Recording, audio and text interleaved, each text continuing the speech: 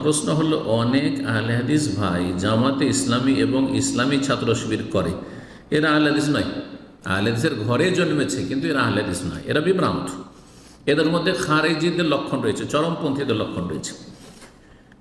এদের ব্যাপারে কিছু নসিহত করুন। আর অনেক ইসলামী ছাত্র শিবিরের ভাইরা বলে জালেম শাসকরা মুসলিমদের উপর অনেক নির্যাতন চালাচ্ছে, ফলে ইসলাম কায়েম হচ্ছে না।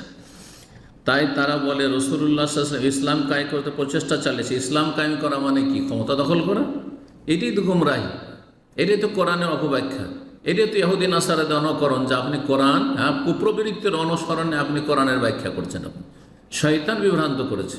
দিন কায়েম মানে দিনের যে কোনো বিষয় কায়েম করা, তাওহীদ থেকে শুরু করে যে কোনো আমল করছেন, ফরজ, ওয়াজিব, সুন্নাত, নফল, আর হারাম থেকে বাঁচছেন, সবগুলি হচ্ছে দিন কায়েম করা।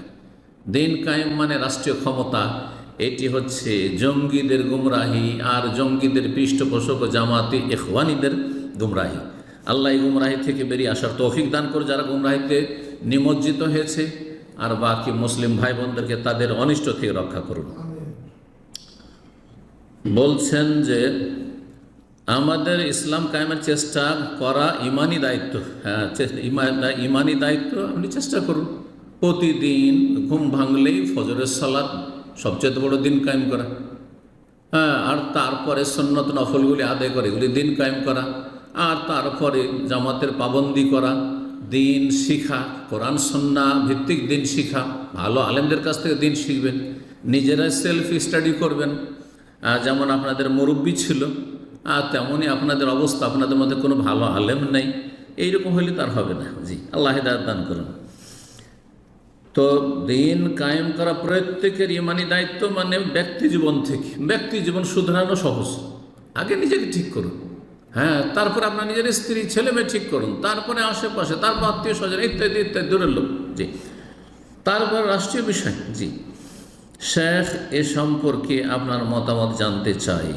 আল্লাহ রাব্বুল আলামিন এই কথা বলেননি যে রাষ্ট্রীয় ক্ষমতা দখল করার জন্য প্রয়াস চালাইতে হবে বা অপপ্রয়াস চালাইতে হবে, হ্যাঁ, আর এই গণতন্ত্রের কুফরিতে ঢুকে যেতে হবে অন্যদের মতো, আর নিজেরা কুফরি করতে হবে ইসলাম কায়েম করতে গিয়ে। না না না, বরং আল্লাহ বলেছেন কিছু শর্ত, সেই শর্তগুলি পালন করতে হবে। আল্লাহ খেলাফত দিয়ে দেবেন, খেলাফত নিয়ে কাড়াকাড়ি করতে হবে বলেননি।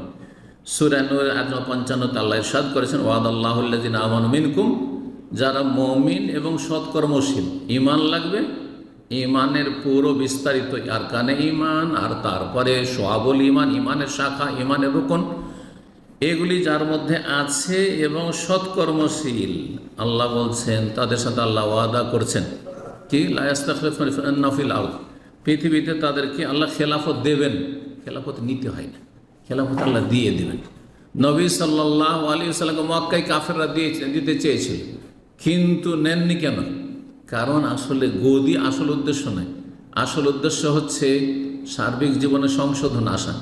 এদিকে মূর্তি পূজাও চলতে আছে, আর মুহাম্মদ সাল্লাল্লাহু আলাইহি ওয়াসাল্লামকে ওরা রাষ্ট্রীয় নেতা বানিয়ে রেখে দিয়েছে, যেমনটা চাইছে এই জামাতি ইখওয়ানিগুলো, এমনটাই চাইছে। তো নবী সাল্লাল্লাহু আলাইহি ওয়াসাল্লাম তো নেননি, এই অফার তো কবুল করেননি। কিন্তু মদিনায় এসে যখন ঈমান এবং নেক আমল প্রতিষ্ঠিত করলেন, এই শর্তগুলি পুরো করলেন, আর ইয়াবুদুনা লা ইউশরিকুনা শাইআ, একমাত্র আল্লাহর ইবাদত করলেন, শিরক মুক্ত হইলেন, মক্কাকে মক্কা বিজয়ের সাথে শিরক মুক্ত, মূর্তি পূজা মুক্ত করলেন, প্রতিমা মুক্ত করলেন, তখন আল্লাহ লা ইস্তাখলিফান্না, আল্লাহ খেলাফত দিয়ে দিলেন, খেলাফত দিয়ে দিলেন তখন। জি,